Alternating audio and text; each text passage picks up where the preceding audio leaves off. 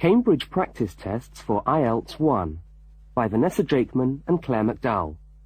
Published by Cambridge University Press, 1996. This recording is copyright.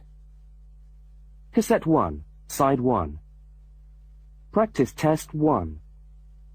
You will hear a number of different recordings, and you will have to answer questions on what you hear.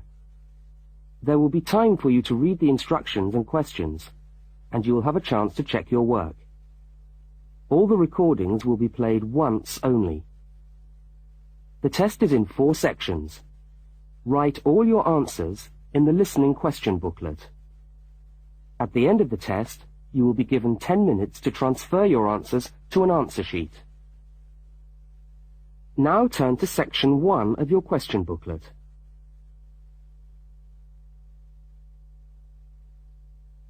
Section 1.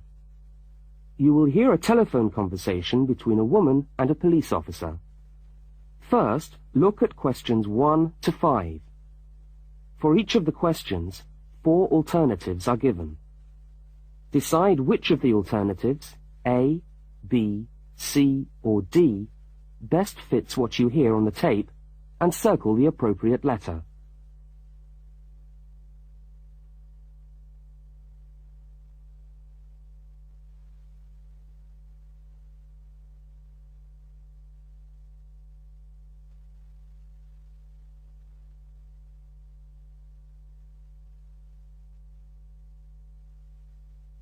You will see that there is an example which has been done for you.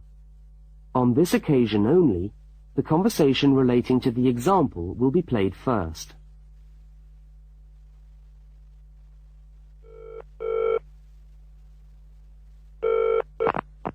Good evening, City Police Station. Can I help you? Oh, hello. I'd like to report a stolen briefcase, please. Just a minute and I'll put you through. The woman says she wants to report a stolen briefcase, so A has been circled.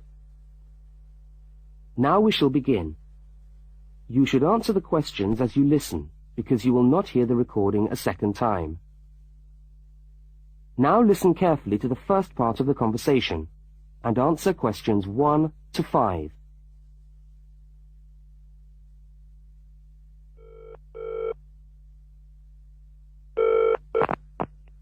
Good evening, City Police Station. Can I help you? Oh, hello. I'd like to report a stolen briefcase, please. Just a minute and I'll put you through. Lost property, can I help you? Oh, yes. I've had my briefcase stolen. Okay, I'll take some details. Tell me what it looks like, first of all. Well, it's a soft leather one, you know, not a heavy box type like a man's. And how does it close? It's got buckles at the front, 2 of them. They're gold-plated ones. Fine. Was it locked? No, I'm afraid not. Never mind. Any distinguishing features? Pardon? Any marks or badges on it that make it stand out? Only the brand name. And where's that? It's on the back, at the bottom in the left-hand corner. It's saggy. Oh, and there's a scratch. It's quite bad, but small, directly above the brand name. I did it recently, putting it on my bike. I got that. So, what did you have inside the briefcase? Well, all my papers from college. It's so frustrating, but thank goodness for computers. I haven't lost them completely. Yes, you're lucky. I had my wallet in my pocket, so I didn't lose that. But there were also my pens, which I got for my birthday, and a novel I was planning to read on the train. Right. Where exactly did you lose the briefcase? Well, I couldn't believe it. I was standing on the platform. It was right next to me. You were holding it? I'd just put it down on the floor, but I could almost feel it beside me. I was watching for my train because sometimes it comes early, and then next time I looked, my briefcase wasn't there. And what time was this? It must have been about 5:20. No, a bit later. I'd say 5:30, because it was just getting crowded, and the train normally comes at about 25 to 6. Before they continue their conversation, look at questions 6 to 10.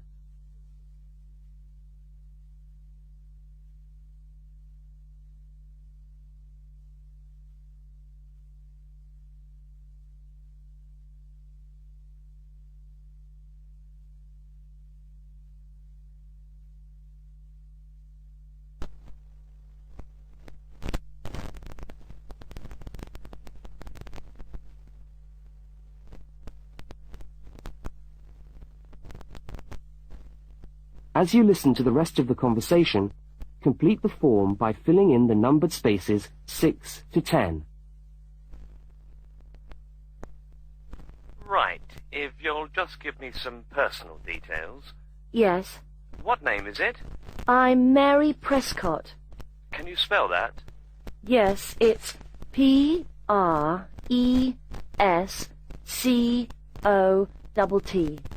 And your address? Flat 2, 41 Fountain Road, Canterbury. Fountain Road. Yes, number 41. And have you got a contact telephone number? Yes, it's 752239. 752239. Fine. One last question. What would you say the value of your briefcase is? Including the contents? Yes. Just a rough estimate is fine. I'm not sure. Well, the briefcase itself is quite new. I bought it last month for £40. I suppose about £65. The contents are worth about £20 or £25 at least. That's fine. Well, if you could come down to the station tomorrow, you can sign this form and have a look at what we've got here. Okay, thanks. Bye. Goodbye.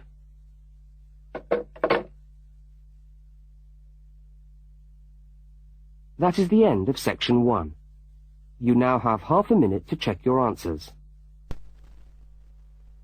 Now turn to section 2.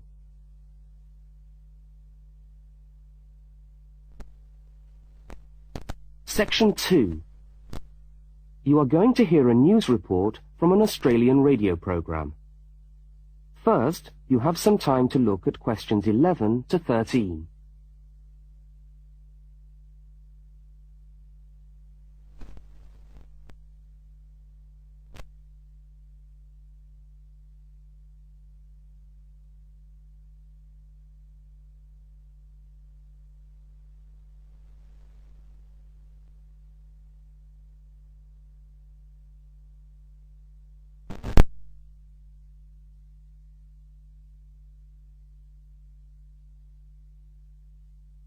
Now listen to the news headlines and tick the 3 other items which are mentioned.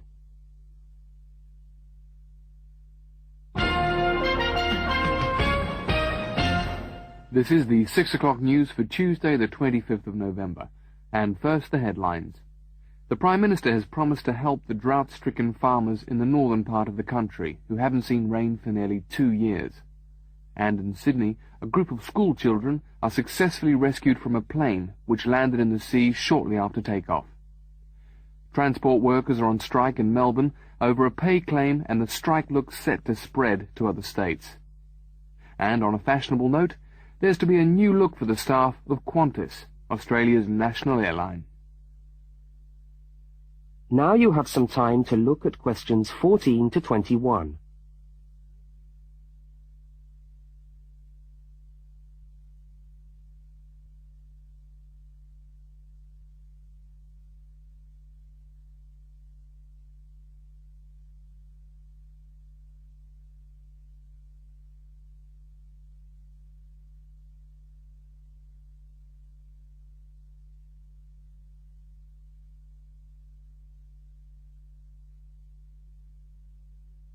As you listen to the rest of the news, complete the notes in the spaces provided.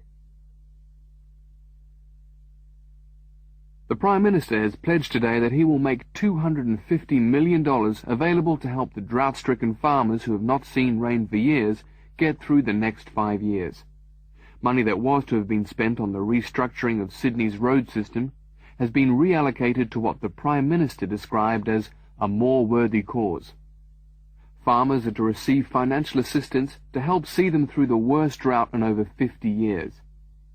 Many farmers feel that while the money is welcome, it has come too late to save them and their farms from financial ruin, and are angry that the government did not act sooner. A group of school children who were travelling in a privately chartered aeroplane from Sydney to Queensland to take part in a musical concert found themselves swimming for the shore when their aeroplane had to land in the sea just 3 minutes after taking off from Sydney Airport. The pilot managed to bring the aircraft and its 50 passengers down safely in the calm waters of Botany Bay, where boats and pleasure craft were able to come to the rescue of the boys. The fact that it was a weekend meant that there were hundreds of boats in the bay enjoying the good weather, and this undoubtedly helped the rescue operation. "We owe our lives to the skill of the pilot," said one of the boys, but the pilot replied modestly that it was all part of a day's work. However, all their musical instruments were lost, and they never got to play at the concert. That is the end of section 2. You now have half a minute to check your answers. Now turn to section 3.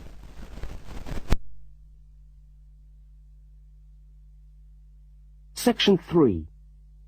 In this section, you will hear a conversation between a university student and a university lecturer. Look at questions 22 to 25. For each of the questions, 4 alternatives are given. Decide which of the alternatives best fits what you hear on the tape and circle the appropriate letter.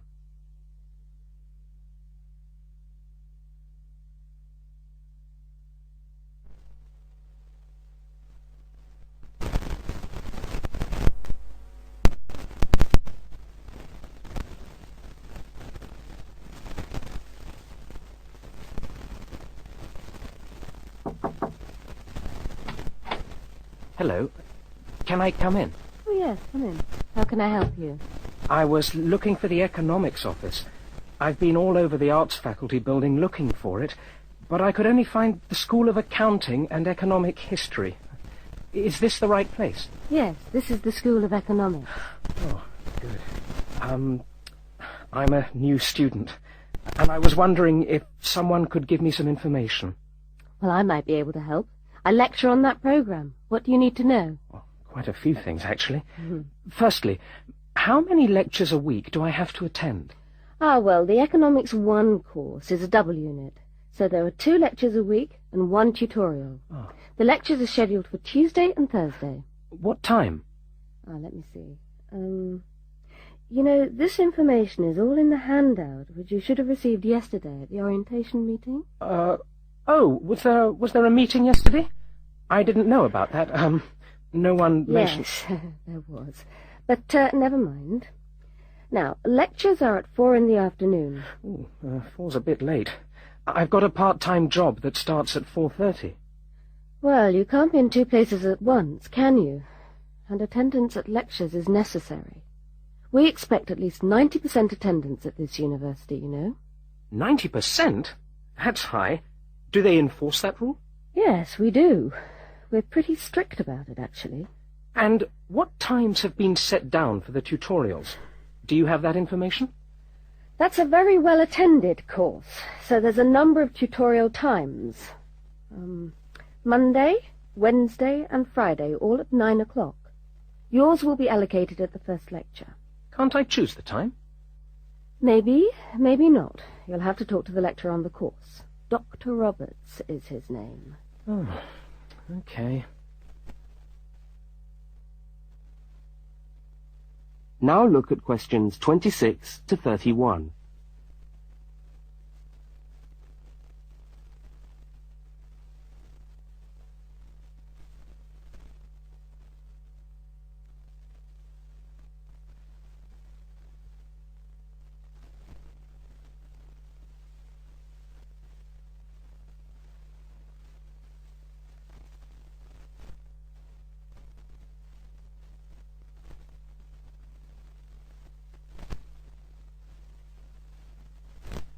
As the conversation continues, complete the notes in the spaces provided. Anything else I can help you with while you're here? Well, yes, actually. Do you know what the course requirements are? I mean, how much work is expected for this course? Well, you have to complete a tutorial paper. What does that involve? Well, it's a piece of work on a given topic based on some set reading texts. You'll have to give a small talk to your tutorial group. How long does that have to be? Oh, about 25 minutes usually. I have to talk for 25 minutes? Yes, that's right. And then you have to write up your piece of work and give it to the lecturer to be marked. Right. And is that all? No! You also have to complete a 3,000-word essay on a topic. Can I choose the topic? Yes, usually you can. Right. That shouldn't be too bad. And in addition to that, there is an exam. An exam? What sort of exam? Well, it's an open book exam. Does that mean I can have the textbook with me during the exam? Yes, that's right. And can you give me any idea about the content of the first year of economics, so that I can get into some reading? Well, you'll be getting the reading list next week when lectures start. All the books are in the library. Yes, but won't everyone else take them out as soon as they get the reading list too? Well, yes, they might. But most of the important ones are held in closed reserve. That's a part of the library where you can go to read books, but you can't take them out of the building. What did you call that section of the library? Closed reserve. However, we do recommend that you buy the core books. You'll find them useful, and you'll need them for the exam. Yes, I suppose I will. But what is the focus of the course? Well, the course at this university has a vocational focus. That is, a focus on preparing its graduates for work. So we're orientated very much towards employment. Oh, so my chances of getting a job are good? Well, provided you get good results. Well, look, thanks for your time. You've been really helpful. That's fine. See you next week, then.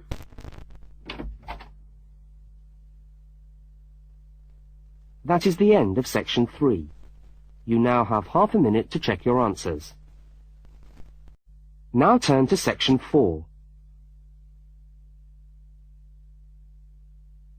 Section 4.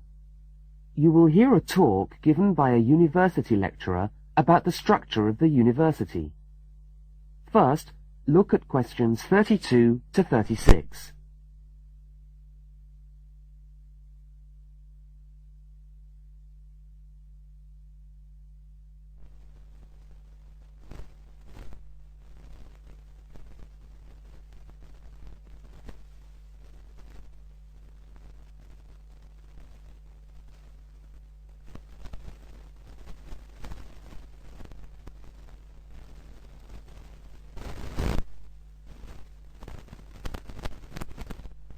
Now listen and answer questions 32 to 36.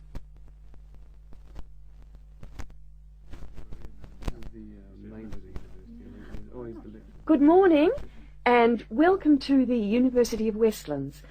My name is Marcia Mayhew, and I'm the coordinator of the Bachelor of Social Science degree. This morning, I'd like to tell you about the structure of the university and about some of the requirements of the degree that you're about to enter. The Bachelor of Social Science is in one faculty within the university. That is the faculty where I work, known as Arts and Social Sciences. Here on this campus we also have the faculties of Architecture, Law and Science and Technology, among others. It's important to know something about the structure of the faculty because as you go through your course, you may need to call on members of the staff to help you. At the top of the faculty, we have a dean, and below the dean, we have 3 divisions. Each division has a divisional head, and your degree is located in the Division of Social Sciences. Within each of the divisions, there are the departments, and each of these offers the different degrees.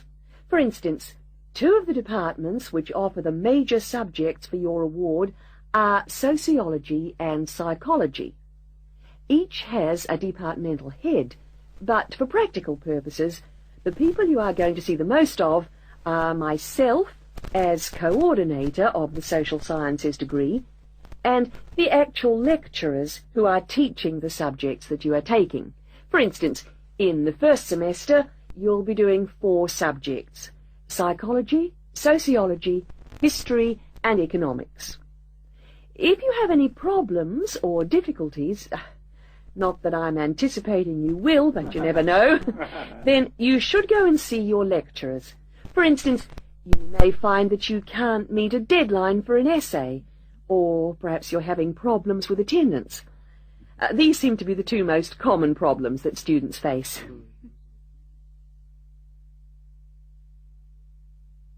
Now look at questions 37 to 41.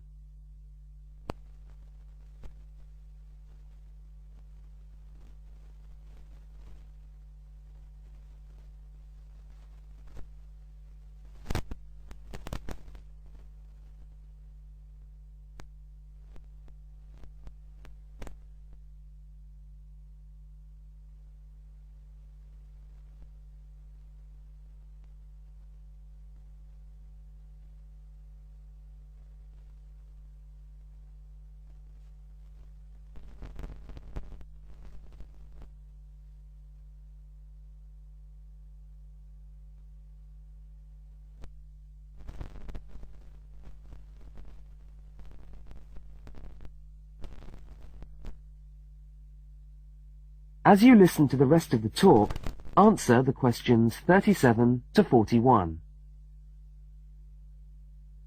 If your lecturers are unavailable, you can always come and see me in my office. I'm available on Wednesday and Thursday mornings and on Friday afternoons. Outside these hours, perhaps you could ring the secretary and make an appointment. Now, you'll note that all of the subjects which you undertake in the first year are composed of lectures and tutorials. A lecture is about an hour long, and a tutorial usually runs for about 2 hours. A lecture is rather like what I'm doing now, where one person will talk to all of you together on a subject. Now, we do ask you to try to attend the lectures. A tutorial is perhaps where most of the learning occurs at a university. You will be divided into groups of between 12 and 15 students, and each week one of you will have to present a piece of work to the group as a whole, and then the group will discuss what you've said. It's this discussion, this exchange of ideas, which really constitutes the basis of university learning, in my view. Listening to lectures in many ways is just giving you information that you could access for yourself in the library. But the discussion at the tutorial is very important. This doesn't mean that you shouldn't go to the lectures, though. Other factors to be particularly concerned about are the structure of essays and delivery of written material. And in particular, I would like to mention the question of plagiarism. Plagiarism is taking other people's work without acknowledging it. That is, without saying where it comes from. Now, of course, all essays are based on research done by other people, but you must remember to attribute the work to the original writer. And while it's a good idea to work with other people, don't hand in work which is exactly the same as your friend's work, because we will notice. If you don't acknowledge the source of your information, then you run the risk of failing the subject, or in very serious cases, you might be denied entry to the university. Last but not least, stay in touch with us. If things are getting you down, don't go and hide. Come and talk to us about it. That's what we're here for. Right. Thank you very much for coming along today.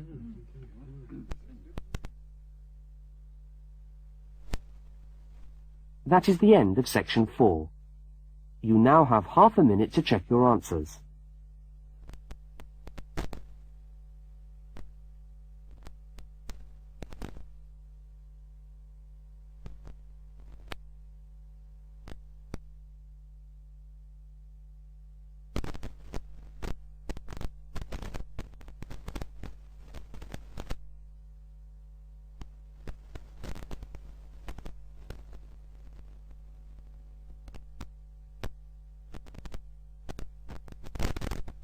That is the end of the listening test. You now have 10 minutes to transfer your answers to the listening answer sheet.